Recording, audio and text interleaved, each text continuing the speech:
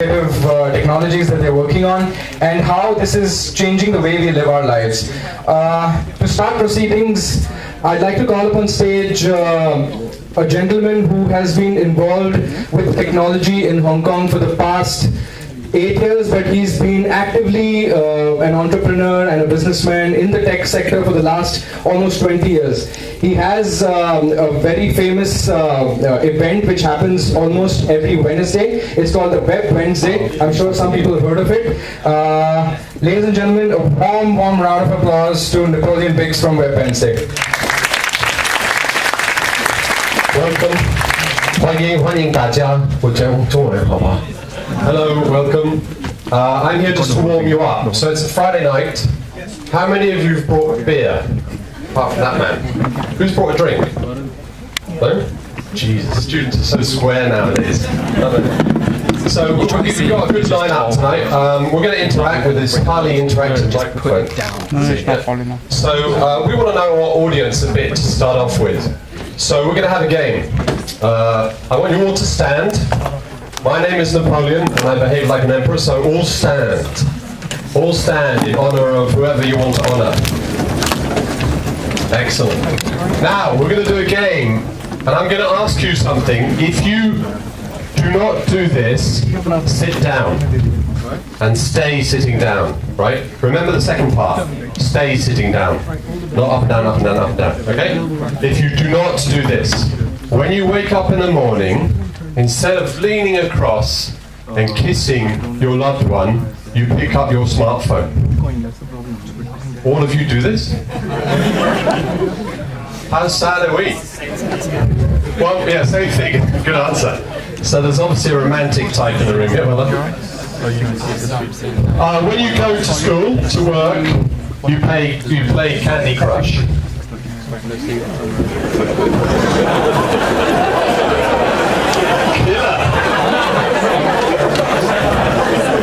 I thought Candy Crush is popular in Hong Kong. Yeah, Candy Crush is over. Do not buy shares when they go public. That's what I can tell you. Good advice. So, how many of you are still standing? Are you officially standing or sitting? Who's standing? Okay, you bought bitcoins. You're an owner of bitcoins. Do we have a winner? Are you the only guys standing? I can't.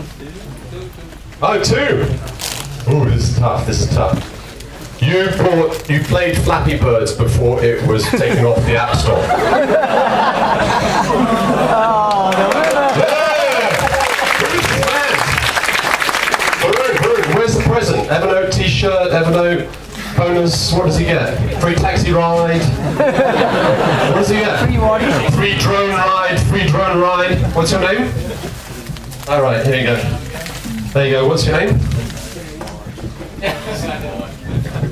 My name's Ivan. Are you a student? Yes. Master in Econs and Icon. Thank you. Good job. I was really surprised by the I have another question. Did you lose your bitcoins? He didn't lose them. He's smart, he's from Hong Kong. I was going to ask you all to do Harlem Shake. Who wants to do Harlem Shake? Can we do it? Nah, we don't have time. So let's get into the first speech or talk from Evernote. How many of you in this room use Evernote to cheat in exams? 2 of you, excellent. Hi then. I've used Evernote for a long time. What I hate about Evernote is they have so many brilliant things they never tell you about. So I collect lots of name cards from my events, and I'm always having pains trying to scan them. This morning, I turn on my Evernote and it says, name card scan. Look, where did that come from? And I scanned it and it linked it to LinkedIn. I knew the person's face, I knew who they were. I was like, why don't they tell me about this? So maybe Troy can tell us about it. So Troy's a good man. He's spoken at Web Wednesday. You can listen to the recording if you go to SoundCloud and look up Troy Malone Web Wednesday. You're there, right? You're famous. You're on SoundCloud. So let's welcome Troy to the stage. please. Warm round of applause for him.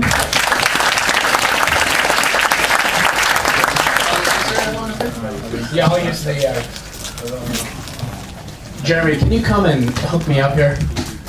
This is Jeremy from Taiwan. He's our guy in Greater China for Evernote. Just hook me up to this guy. Yeah, I think that we're good with that. Great. Let me get hooked up here. How's everyone doing? Friday night. What are you guys doing here? I mean, seriously. You know what I mean? I mean, there's no beer. And it's a Friday night at a university, and you guys are here. I'm trying to still wrap my head around that, but I'm pretty impressed. It's pretty cool that you guys are here. So hopefully tonight we can give you some interesting things to think about. I'll describe a little bit of the background of Evernote, kind of where we've been. I think it's good to understand the past before you talk a little bit about the future. So hopefully I can get hooked up here. Oh, I have to unlock my computer.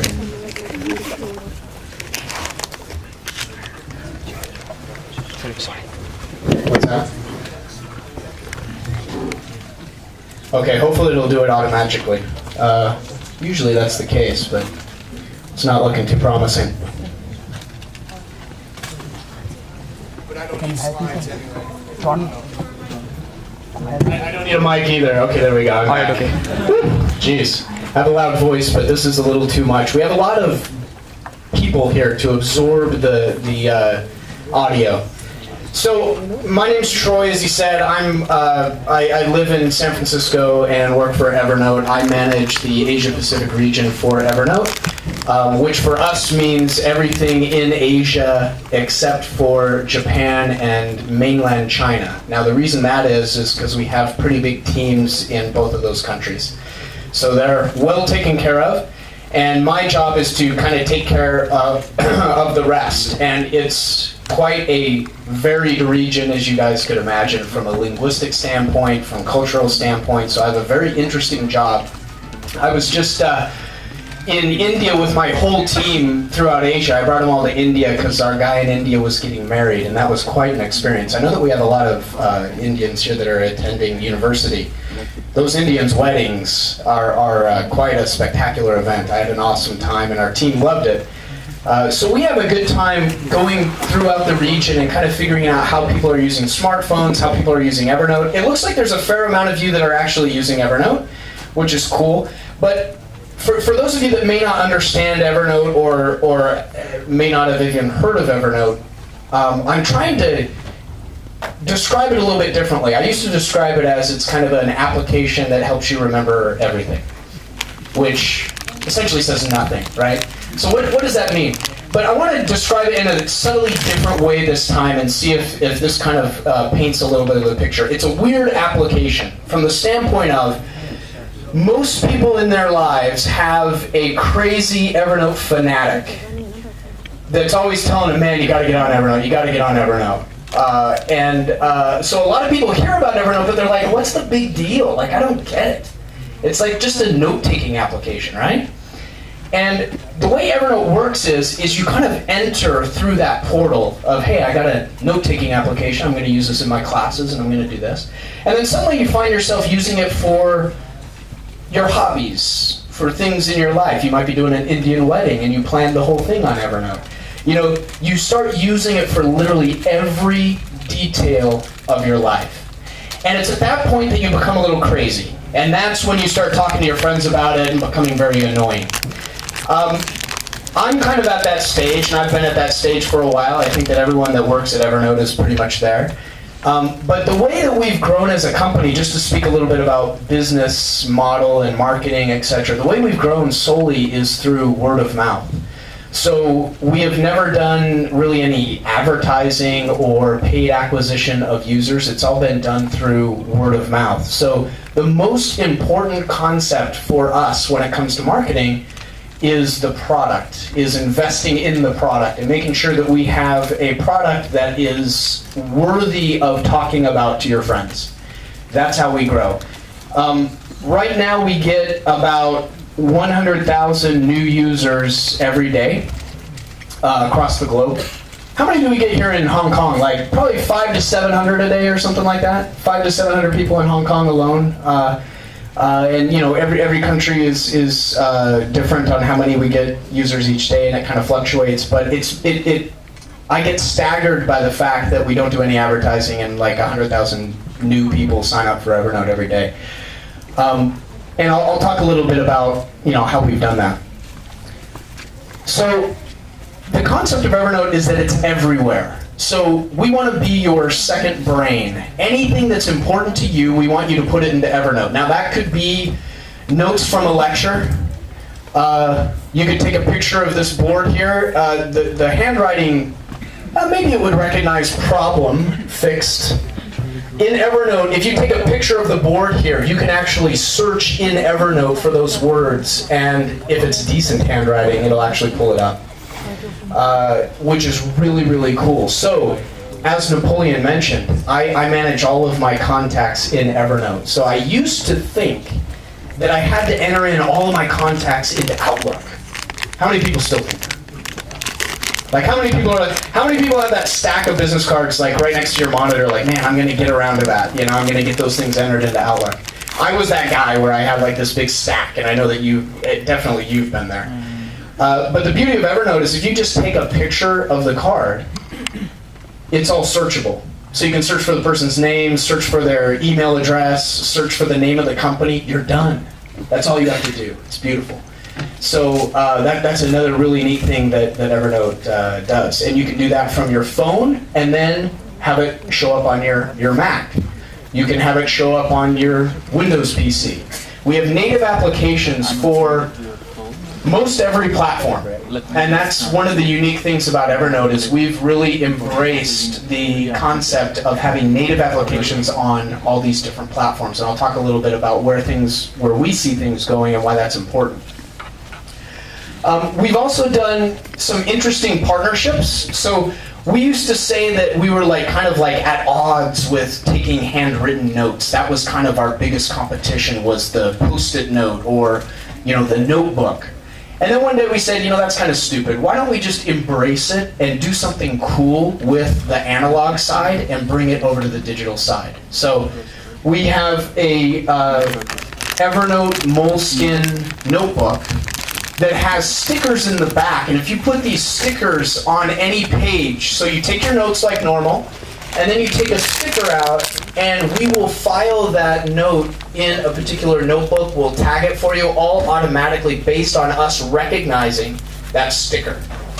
So it's a really cool blend of taking notes in a way that you're very familiar with and comfortable with, but then making it all searchable and accessible within Evernote after you get it done. So that's one thing that we've done. Another thing that we've done is a deal with Post-it notes. So we said, man, if we say our biggest competition is Post-it notes, we might as well do a deal with them and figure out how to do that as well. So now, when you go out and buy Post-it notes, you can get Evernote Post-it notes that are we have 4 different colors: pink, blue, green, and yellow. And you can do the same thing. If you take a picture of this in Evernote with your phone, it will recognize the color and say, oh, Troy wants me to file this in his personal notebook, tagged whatever. And it'll do all that automatically. So it's a great way, if you use Post-it notes, to kind of keep those a little longer than you may otherwise. Now, I put this up here. This is like a real stupid, corny note, but this is actually real. It shows how bad of a romantic I am. But this is a note. So what I do, I travel a lot, and I said, hey, I'm going to take these pink Post-it notes, and whenever I write on the pink Post-it notes, it's going to go into my personal notebook. And I share that with my wife. So while I'm traveling and she's just kind of working and doing her thing, she sees these things pop up and says, oh, cool. Troy was thinking of me. So I thought that was kind of a cool use of our Post-it notes. To date, I think I'm the only one who does this. So, I always mention this and people are like, who would do that, But it's actually kind of cool, okay? So Evernote is everywhere. We're in your web browser. We have additions or what are those called? Plugins to your web browser, whether it be Chrome or Safari, Firefox, and gives you a little button in your browser. Whenever you're on content on the internet that you're interested in and you want to capture, you just click that elephant and it'll allow you to capture what's on the page, annotate it if you want, and it synchronizes all of that into Evernote for you so that you have it. So that is Evernote. We recently were built into a fridge with Samsung. I don't know where that's going, but this was at CES actually last year. Not this year that just happened, but last year. And the concept here was a lot of people keep track of their recipes in Evernote, which is kind of a great use for Evernote if you're kind of a foodie and you have a lot of recipes. So Samsung kind of approached us and said, hey, we got this concept, we think this is cool to be able to, you know, look into your fridge and say, hey, what recipes do, you know, it kind of doesn't really work if you think about it logically, but it's kind of cool. So that is this is like a concept car, right? Like it looks cool, but you know, the real implementation really isn't there yet. But we're always looking at new things like this as we go forward.